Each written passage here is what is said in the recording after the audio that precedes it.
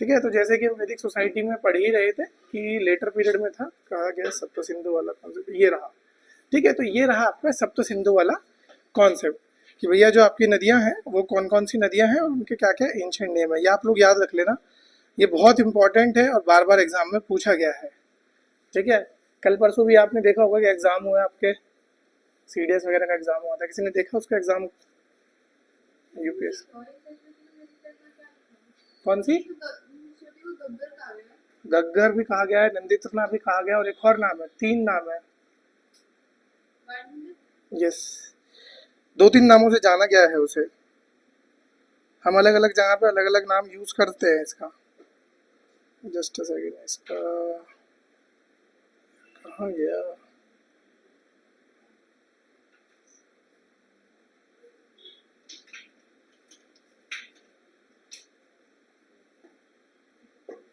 घग्गर कहा गया और हाकरा कहा गया इसको। ठीक है, कुछ 3-4 नाम से जाना गया है यहाँ पे।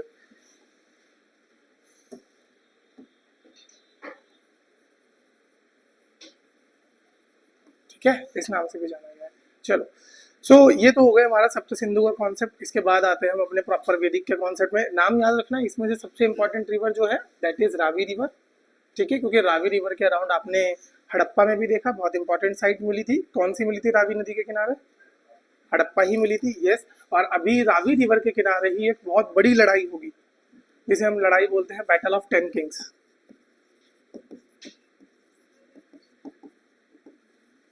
ठीक है, और यहाँ पर क्या होंगे, आपके 10 राजा मिलके लड़ाई करेंगे। ठीक है, ट्राइबल ग्रुप आपस में लड़ेंगे और जब वो ट्राइबल ग्रुप जीतेंगे तो उनमें से 2 ट्राइबल ग्रुप्स मिलके एक बहुत बड़ा ट्राइबल ग्रुप बनाएंगे जिसमें भारत और कुरु मिलके बनाएंगे कुरु। ये कुरु वही हैं जिन्होंने बाद में पांडवास, जो बाद में पांडव बने, और दूसरे कौन से थे उनके भाई को, कौरवास। ठीक है, तो वहीं से ये ट्राइब्स आपकी ओरिजिन आपका निकल के आया है। तो थोड़ा बहुत आपको इंडियन माइथोलॉजी का भी यहाँ पर रेफरेंस देखने को मिलेगा। Not in the exact sense जैसा हम लोगों ने देखा है, जैसा हम लोगों ने पिक्चराइज किया। ठीक है, सेम उस सेंस में नहीं मिलेगा, बट यस कहीं ना कहीं आपको उनका रेफरेंसेस यहाँ पर देखने को मिल जाएंगे। जैसे आप सबने सुना होगा भारत जो है नाम हमारा, वो किसके ऊपर पड़ा है? भरत के ऊपर। कौन थे ये? यस, शकुंतला और दुष्यंत के पुत्र थे। ऐसे ही एक यहाँ पर जब हम बात करते हैं तो एक ट्राइब भी है जिसका नाम भारत लिखा है, भारता ट्राइब। ठीक है, या इंग्लिश जो अंग्रेजों ने लिखा है तो वो हर चीज के आगे ए लगा देते हैं। जैसे राम के आगे वो हमेशा उसकी स्पेलिंग देखोगे तो RAMA, वो रामा कर देते हैं। अब वो अगेन उसमें उनका जो हमारे में आ वाला कॉन्सेप्ट होता है ना हर चीज में, ये हिंदी में जब तक आ नहीं लगेगा वो पूर्ण शब्द नहीं होगा। अगर उसमें से आ हटा दोगे तो हलंत लगाना पड़ता है, जैसे आधा रा।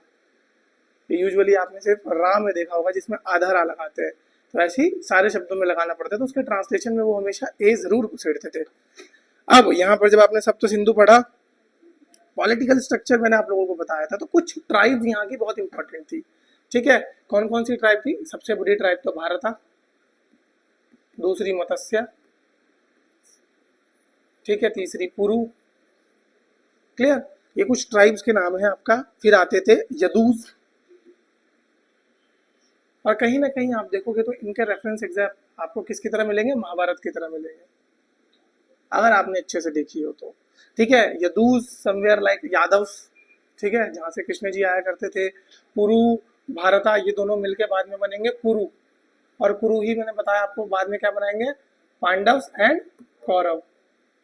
ठीक है, फिर मत्स्य आप देख सकते हो कि जो कौन से वाले एरिया में रहे होंगे, जो आपके कोस्ट लाइन वाले एरिया में रहे होंगे, जो जिनका काम मेनली मछली वगैरह पकड़ना होगा, वो रहा होगा। अब हर एक ट्राइब का जो लीडर होता था या हर एक ट्राइब का जो रूलर होता था उसका नाम होता था राजन, या उसको एक पदवी दी गई थी राजन। आप आज भी सुनोगे ना राजा, या कहीं कहीं पे आपने राजन सुना होगा, तो वो पदवी कहाँ से आई है? वो पदवी यहाँ से आई थी। इस राजन का काम क्या होता था? आप लोग बताओ, कि राजा का काम क्या है?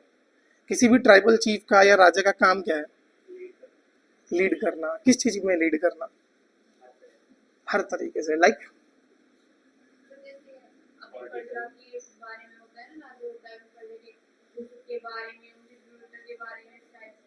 ठीक है, न्याय और प्रशासन, और कुछ भी होती है उसकी ड्यूटीज। ओके, प्रोटेक्शन करना। और मेन मेन 2-3 ड्यूटीज में अगर इसको समराइज करना चाहो, क्योंकि इतना लंबा हमको टाइम मिलेगा नहीं कभी भी किसी चीज को करने में, एलैबोरेट करने में। अगर मैं बोलूँ राजा के 3 मोस्ट इंपॉर्टेंट दायित्व बताने आपको, बताओ है? प्रजा का हित, चलो। और कोई भी बता सकता है what is the 3 main duties of raja? 3 main duties that he haves to perform. Anybody? Good protection. हाँ जी, पीछे पीछे। राजा के बारे में तो पता ही होगा ना, बचपन से सुना गया, एक राजा एक रानी, खत्म कहानी, ऐसे करके कहानियां तो सुनी होंगी।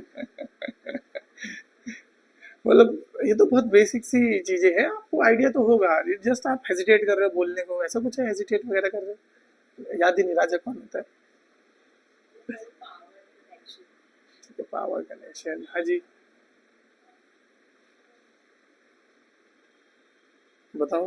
देखो आप लोगों ने पॉलिटिकल पॉइंट ऑफ व्यू से बता दिया, कोई सोशल पॉइंट ऑफ व्यू से आपने बता दिया, कोई रिलीजियस पॉइंट ऑफ व्यू से भी तो होता होगा, कुछ तो करता होगा रिलीजियस भी राजा। सोचो, कुछ तो करता होगा राजा, कुछ तो एक ऐसी चीज होती है जो रिलीजियसली करता होगा। जितनी भी रिलीजियस ड्यूटीज होती थी, जैसे यज्ञ, हवन, ये सब कौन करता था? राजा करता था। ठीक है, जो भी सेक्रीफाइसेस करने होते थे वो सब कौन करता था? राजा करता था। सेक्रीफाइस इन द सेंस बलि देना, ठीक है, या दान देना, ये सब कौन करता था? राजा करता था। तो यही बहुत सारी ड्यूटीज में से इंपॉर्टेंट ड्यूटीज होती थी। अब ये तो मैंने आपको बता दी ड्यूटीज। अब आपको ध्यान क्या रखना है कि यहाँ पर जो ट्राइबल चीफ होता था उसको राजन तो कहते थे, लेकिन साथ साथ इसको एक और नाम देते थे हम, गोपति। मैंने आपको लिखवाया भी था, ठीक है, गोपति या गोपा। और इन दोनों का मतलब होता है द प्रोटेक्टर ऑफ काउ। ठीक है, क्या होता है इन दोनों का मतलब? द प्रोटेक्टर ऑफ काउ, लिख लेना, ठीक है।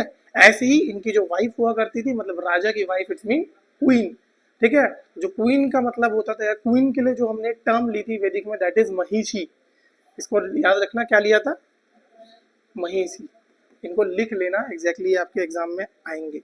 अब यहाँ पर शुरू शुरू में तो जैसे मैंने आपको बताया था कि there were several references in terms of किस तरीके से लीनिएज पास ऑन होंगी, या राजा के बाद राजा कौन बनेगा। आप लोग बताओ, हम इंडियन कल्चर में है तो यूजुअली राजा के बाद राजा कौन बनेगा?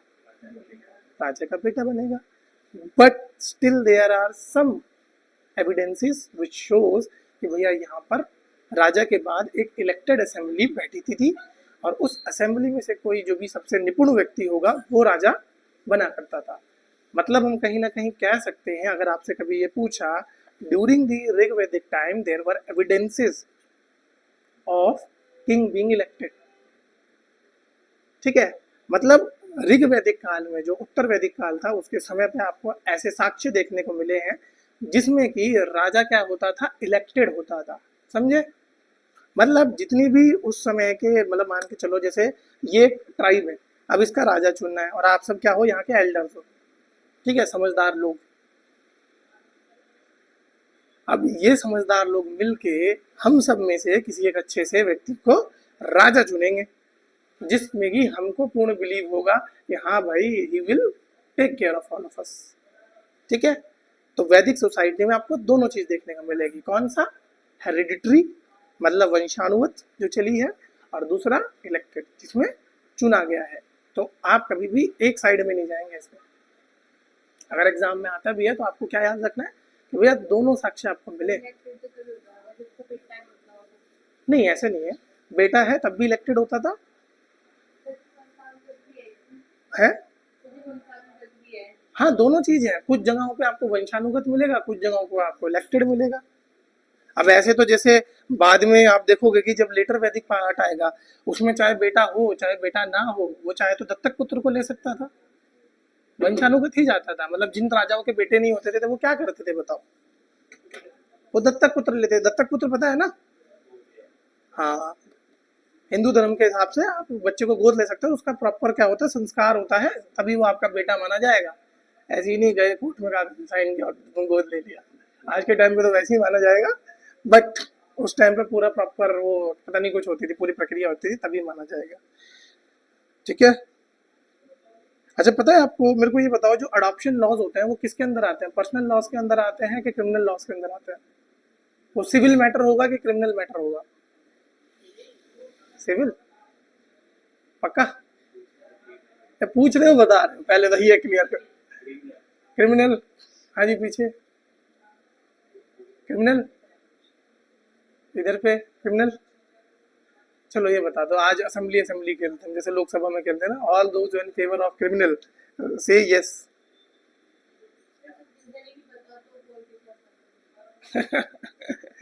देखो ये जितने भी मैटर होते हैं ना, मैं बता देता हूँ आपको। Hereditary, lineage, family, children, adoption, inheritance, guardianship, ये सब आपके पर्सनल मैटर में आते हैं, और पर्सनल मैटर सिविलियन का पार्ट होता है, ठीक है, क्रिमिनल का पार्ट नहीं है। तो बस इतना आपको ध्यान रखना है, ठीक है। अब सवाल तो मेरा यहाँ पर कुछ और था। आपको पता है अडॉप्शन लॉस अभी इंडिया में क्या क्या है? जैसे उस टाइम पे तो सिंपल था, लाओ पंडित जी से पूजा कराओ, किसी को भी गोद ले लो। आज के टाइम पे है कुछ ऐसे लॉज वगैरह? किससे अब? 21 से अब कोई सिंगल पेरेंट अडॉप्ट कर सकता है किसी को? Single mother? हम नहीं, इफ वी वांट लड़की अडॉप्ट नहीं कर। अच्छा ये ऐसे हमारे साथ भेदभाव क्यों? मतलब आप कोई भी जेंडर अडॉप्ट कर सकते हो, हम सिर्फ एक ही जेंडर अडॉप्ट कर सकते हैं, हमें नहीं कर रहे लड़के अडॉप्ट? हमें पता है कैसे होते हैं। हाँ भाई तुम बताओ, अगर if you have a chance to adopt, would you adopt a boy और अ गर्ल? अपॉर्चुनिस्ट नहीं बनते हर जगह। ठीक है चलो, that is your call. Okay चलो। सो अब मैंने यहाँ पर आपको ये चीजें बताई, फिर उसके बाद मैं आपको बताता हूँ द पोजीशन ऑफ विमेंस, मतलब एग्जैक्ट ऐसे भी नहीं, इसमें समझना कि विमेंस की जो पोजीशंस थी वो कैसे थी। तो देयर आर सेवरल असेंबली, जैसे मैं बता रहा था ना कि कुछ असेंबलीज लगती थी, तो there are 4 type of tribal assemblies. इनका नाम याद रखना, सबसे पहली होती थी सभा, दूसरी समिति, तीसरी विधाता, और चौथी गणा।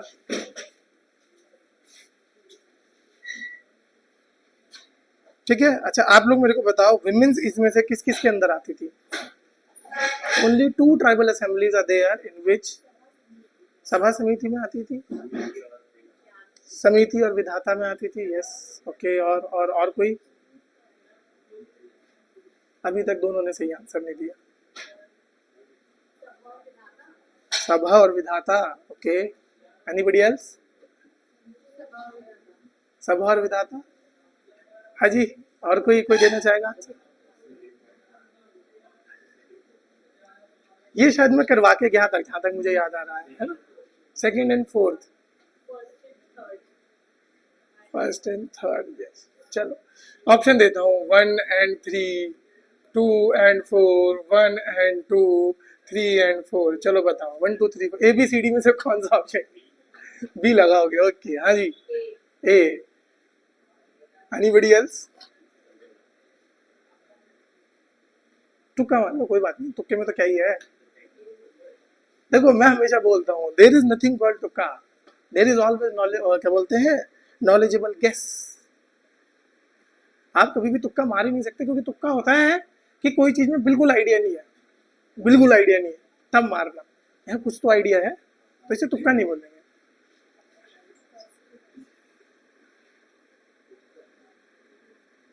हाँ जी बताओ एनीबडी? ए? देखो सब आंसर दे दो, उसके बाद में यूपीएससी की तरह थोड़ी ना कि 1.5 साल बाद आंसर दूंगा। मैं अभी बता दूंगा आंसर। वैसे तो इस बार रिफॉर्म भी करा है यूपीएससी ने, देखा आपने क्या रिफॉर्म किया? इस बार आपकी प्रोविंशियल आंसर की प्री के जस्ट बाद आएगी। बहुत सालों से डिमांड कर रहे थे हम लोग ये, पहली बार ऐसा हुआ है कि चलो आप लोगों के टाइम तक मतलब बहुत सारे मेजर चेंजेस हो जाएंगे, and that would be beneficial for you guys, because हम लोग तो यूपीएससी का पता है एक बार फुल फॉर्म हम लोग दिल्ली में बोला करते थे। There was a very famous acronym of UPSC. Usually आप लोग क्या समझते हो यूपीएससी को? Union public service commission.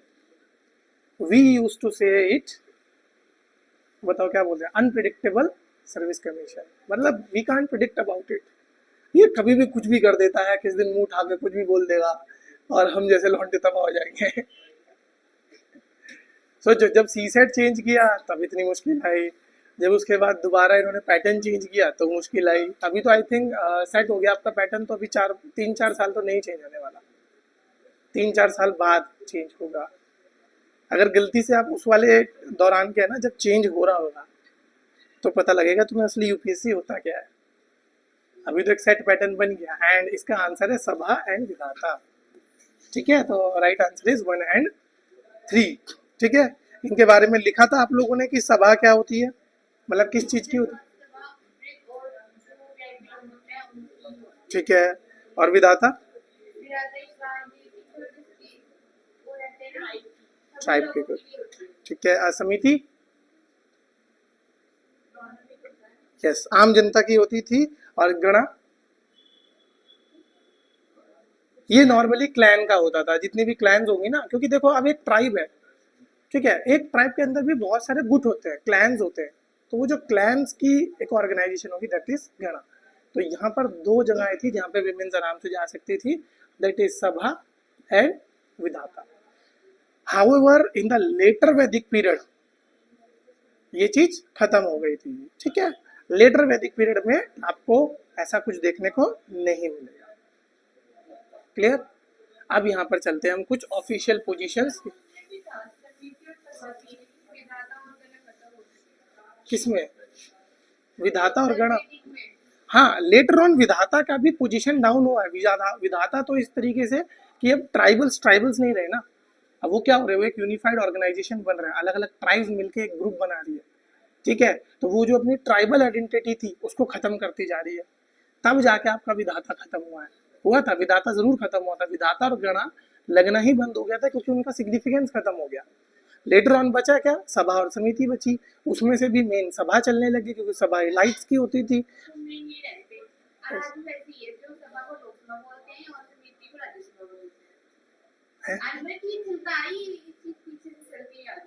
कह सकते हो, मतलब मतलब मैं इस पे कुछ कमेंट नहीं कर सकता, क्योंकि मैं अब ये नहीं बोल सकता ना कि हाँ पता लगा कोई नया बच्चा वो इसी को मान ले। हाँ, इसको आप एक एक्रोनिम की तरह आप एक रेफरेंस की तरह ले सकते हो, बट यू कांट से कि एग्जैक्टली, क्योंकि अगर आज की लोकसभा और राज्यसभा की आप बात करोगे तो that was started from the time of 1921। Government of India 1919 में आया था और तब से चला आ रहा है, तो थोड़ा बाइक्रिमिनलिज्म वगैरह ये तब आया था। बट आप कह सकते हो कि इसका कॉन्सेप्ट, मतलब एग्जैक्ट नहीं बट कॉन्सेप्ट वाइज ये तब से चला आ रहा है कि भाई समितियां तो हमारी, हाँ वही कॉन्सेप्ट आपका पहले से, हमने बस उसको इम्प्रोवाइज करके नए नाम दिए हैं, नए प्रोडक्ट्स बनाए हैं। ठीक है, ओके। सो यहाँ पर आप देखो, before going into the governance system, थोड़ा सा इसका टेरिटोरियल एक्सपेंशन के बारे में बात कर लेते हैं, कहाँ से कहाँ तक थी और कब से कब तक थी। तो टाइम पीरियड मैंने आपको बता दिया था, 1500 बीसी से लेके 600 बीसी तक इसका टाइम पीरियड हुआ करता था। उसके साथ साथ यहाँ पर क्या देखने को मिलेगा,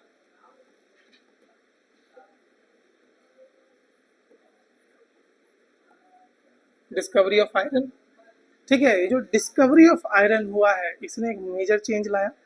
it distinguished between the early phase and the later phase. ठीक है, तो आप बोल सकते हो ये वो मार्कर है, ये वो डिफरेंशिएटर बना जिसने वैदिक सोसाइटी यानी कि ऋग्वेद को अलग किया और लेटर वेद को अलग कर दिया। तो टोटल टाइम पीरियड तो पूरी वैदिक का यही है, 1500 से 1600। अब अगर हम इसको भी 2 पार्ट में बांटे तो पहला फेज चला है 1500 से 1000 बीसी, ठीक है, और दूसरा फेज चला है 1000 से 600 बीसी। आपकी फर्स्ट क्लास है क्या एंशिएंट हिस्ट्री? शुरू में थोड़ा बोरिंग लगेगा, वो भी मिड ऑफ द टॉपिक में, ठीक है, सबको लगता है, थोड़ा सा बेयर करना बस, 1-2 दिन बाद अच्छा लगने लगेगा। वो तो ना दर्द सहते सहते दर्द की आदत पड़ जाएगी, ऐसी एंशिएंट हिस्ट्री है, पढ़ते पढ़ते इसकी भी आदत की जाएगी। चलो, सो यहाँ पर हम 4 वेदों की बात करते हैं और आपको याद रखना है कि चारों वेदों का काम अलग अलग है। सो ऋग्वेद, इसके बारे में तो बस इतना ध्यान रखना, इट इज दी अर्लीस्ट वेद। ठीक है, जब आप अर्लीस्ट वेद की बात करोगे तो यहाँ पे ऋग्वेद के अंदर बहुत सारी चीजें हैं जो आपको समझ के रखनी है। ठीक है, जैसे मैं लिखवा देता हूँ ऋग्वेद के बारे में, अभी भी लिख लो। ये बताओ ऋग्वेद के अंदर टोटल कितने मंडल्स हैं? Very good. देयर आर 10 मंडल। क्या सारे के सारे अर्ली वैदिक टाइम के हैं कि कुछ लेटर वैदिक टाइम के भी हैं? 6 अर्ली वैदिक के और बाकी 4 लेटर वैदिक के हैं। इसमें भी मेन इंपॉर्टेंट कौन कौन से हैं बताओ?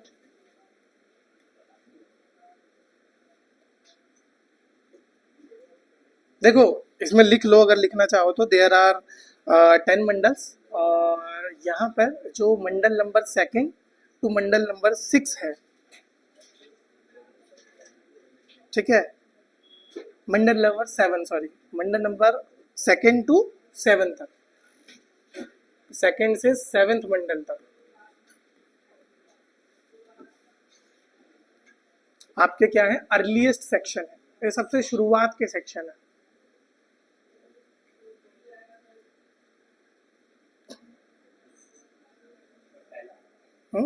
पहला वाला तो बहुत लेट में आया था।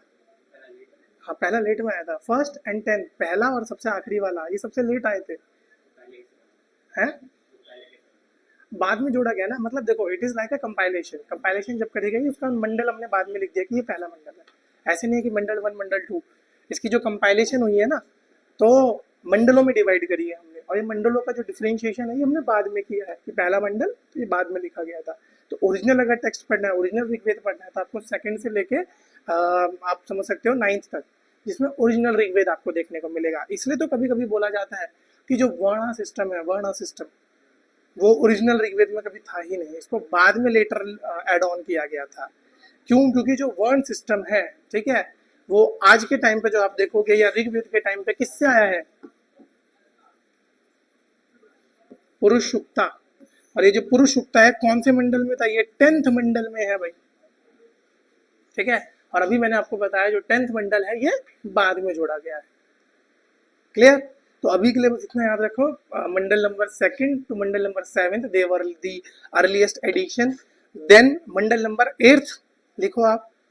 हर एक मंडल किसी न किसी चीज से रिलेटेड है। 2nd से लेके 7th they were like common mandals, ठीक है। उनमें बहुत कॉमन चीजों के बारे में जो कि हम आगे पढ़ेंगे। जो स्पेसिफिक है वो समझ लो। तो जो मंडल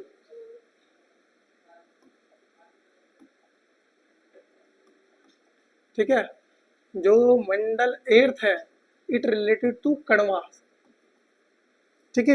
it related to Kanvas family, KANVA, Kanvas family.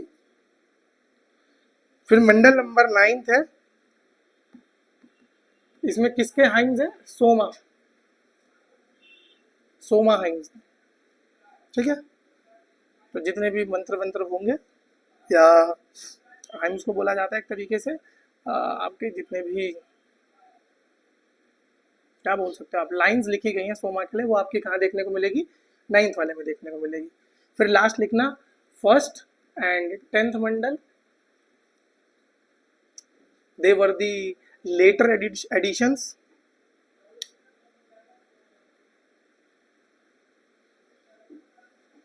it incorporated पुरुष सुक्त।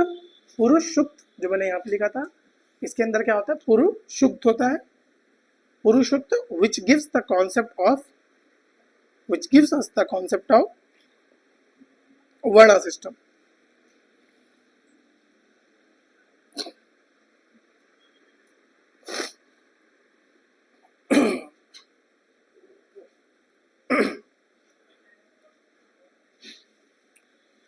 देखो अब यहाँ पर दो चीजें होती हैं। यूजुअली बच्चे यहाँ पर कंफ्यूज कैसे हो जाते हैं? एज आई हैव सेड कि Purusha Sukta was the later addition because मंडल 10th was added in the later phase. अब लेटर फेज मीन्स थोड़ी देर बाद, थोड़े टाइम बाद, ठीक है। आई एम नॉट सेइंग कि इन द लेटर वैदिक period, keep it clear in your mind, बाद में जोड़ा गया है। बट वर्णा सिस्टम का कौन से वाला कॉन्सेप्ट आपको ऋग्वेदिक में भी देखने को मिला है? The system which was based on work, ठीक है। कॉन्सेप्ट ऑफ वर्कमैनशिप जो है कि भैया कर्म के हिसाब से आपका वर्ण होगा, ये आपको कहाँ देखने को मिला है? ऋग्वेद में। लेकिन जन्म के हिसाब से आपका वर्ण होगा, ये कब देखने को मिला है? लेटर में। तो यहाँ से आपको पता लगा कि वर्णा सिस्टम था ऋग्वेद में, बट कैसे वाला वर्णा सिस्टम था भाई? कर्म प्रधान था कि जन्म प्रधान था? कर्म प्रधान था। और जाति क्या होता है बताओ? चलो वर्ण मैं समझ गया, धर्म मेरे को पता है, जाति क्या होता है, जाति पता है आप लोगों को? एक बहुत फेमस कोट है, एक बार मैंने भी यूज करी थी और एक टॉपर ने भी यूज करी थी, ठीक है। और इंडिया में बहुत प्रचलित है ये, अगर कभी ऐसे वगैरह में यूज करोगे तो बहुत बिल्कुल एकदम माइंड ब्लोइंग एकदम गेम खेल आओगे तुम। नहीं, गोत्र के अकॉर्डिंग नहीं होती जाति, जाति के अंदर बहुत सारे गोत्र होते हैं।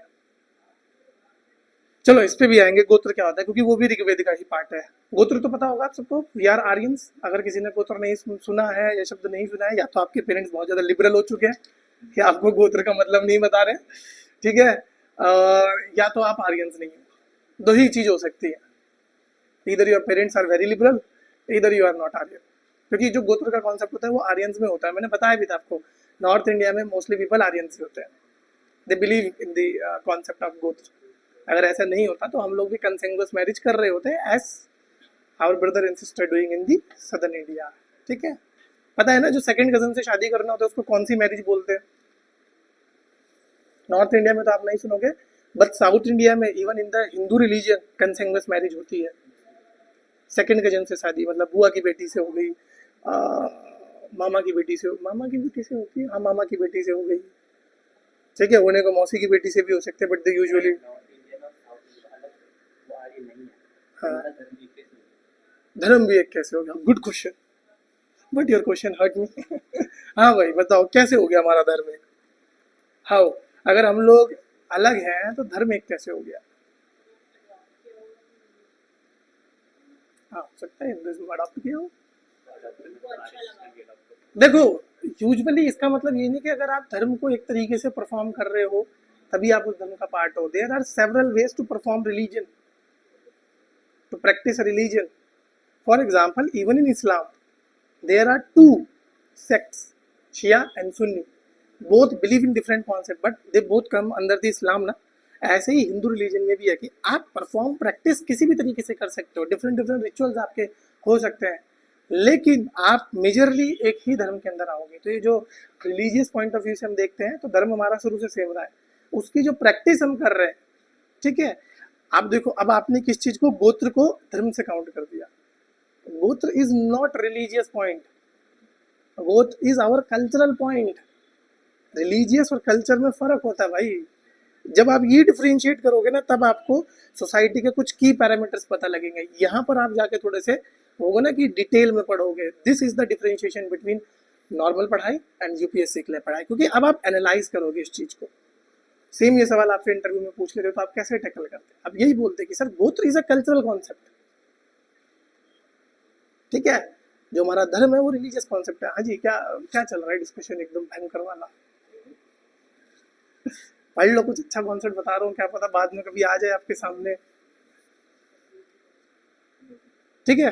तो ये जो कल्चरल कॉन्सेप्ट है ये कल्चर वाइज होता है, पर्टिकुलर रीजन के हिसाब से होता है। तो ये जो गोत्र का कॉन्सेप्ट है ये भी जैसे नॉर्थ इंडिया में फेमस है, तो इसके बारे में चर्चा भी सिर्फ नॉर्थ इंडिया में होती है। साउथ इंडिया में ऐसा कोई कॉन्सेप्ट गया ही नहीं, गाय को लेके गया ही नहीं। क्यों? अगेन समझो, गाय किसके लिए इंपॉर्टेंट थी, आर्यंस के लिए कि नॉन आर्यंस के लिए? आर्यंस के लिए। गुड। अभी जब इसका गोत्र का तुम रेफरेंस देखोगे ना कहाँ से उठ के आया, तब पता लगेगा कि आर्यंस में क्यों इतना होता है, ठीक है। इसलिए एक एक करके तुम लोगों को ले जा रहा हूँ वहां तक। सो पहले ये बताओ, पुरुषुक्त समझ आया? पुरुषुक्त में वर्ण सिस्टम, ठीक है। क्या क्या होता है वर्ण सिस्टम में? ब्राह्मण, क्षत्रिय, वैश्य, शूद्र। दलित होते हैं इसमें? होते हैं, हाँ जी दलित होते हैं। दलित थे, दलित थे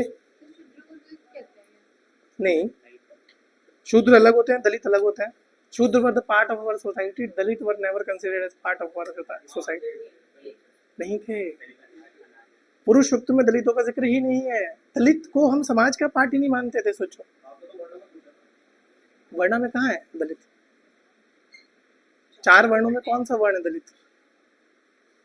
दलित इन चार वर्णों में आते ही नहीं, इसलिए दलितों को पूरा अलग रखते हैं हम। नहीं, दलित अलग, सोसाइटी में थे ही नहीं वो। दे ऑलवेज आउटकास्ट, उनको आउटकास्ट बोला जाता, चांडाल बोला जाता था उन्हें। किसमें? चांडाल का काम क्या बताया, बताओ? एग्जैक्टली यस, मरे हुए लोगों की बॉडीज को उठा के लेके जाना या मरे हुए जानवरों की जो चमड़ा होता था उसको यूज करना, उसको अपने काम में लाना, बट उनको कभी सोसाइटी का पार्ट ही नहीं माना। देखो, पुरुष युक्त में उन लोगों को कंसिडर किया जो एटलीस्ट गांव में रह रहे हैं और उनकी गांव में कोई ड्यूटी है, वरना उनको दिया गया है। जिनकी गांव में कोई ड्यूटी ही नहीं है उनको वरना ही नहीं दिया गया। हमने Dalit were never consider part of our society, Aryan society, अगर मैं पुरुष युक्त के हिसाब से जाऊँ। ठीक है, तो आप लोग ध्यान रखना, इस चीज में कभी कंफ्यूज मत होना। मोस्टली बच्चे यही कंफ्यूज होते हैं, उनको नहीं पता who are Dalits and who are Shudras.